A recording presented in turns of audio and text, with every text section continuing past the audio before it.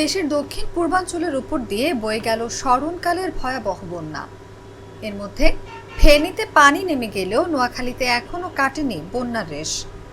গত 10 দিন ধরে পানিবন্দী নোয়াখালীর বিভিন্ন উপজেলার কয়েক হাজার মানুষ, ফলে সেখানকার বন্যার্ত মানুষের দুর্ভোগের শেষ নেই। আমরা 15 দিন হইতে বহুত অসুবিধায় আছি। খাওয়া দাওয়া সর্ব দিয়ে ঘর দুয়ার সব তছনছ হয়ে ভাঙা, ওই বাথরুম টাথরুম সব ভাঙি পড়ে গেছে।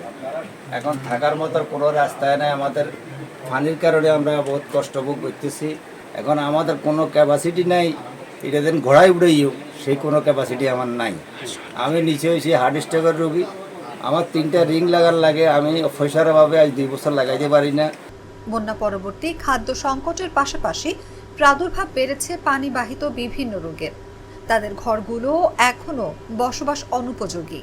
সবচেয়ে বেশি ঝুঁকিতে রয়েছেন নারী, শিশু ও বৃদ্ধরা।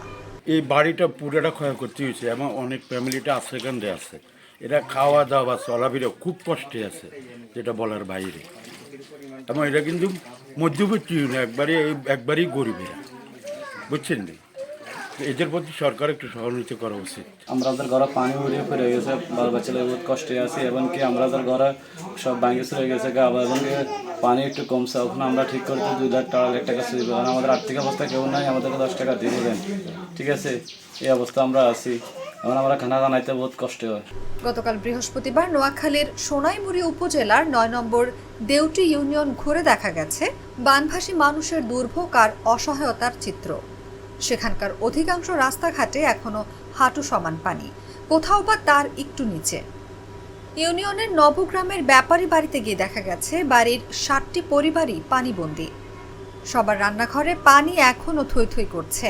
বসতঘর থেকে পানি নেমে গেলেও কাদামাটির মধ্যেই বসবাস করছেন 60টি পরিবারের প্রায় 40 জন সদস্য।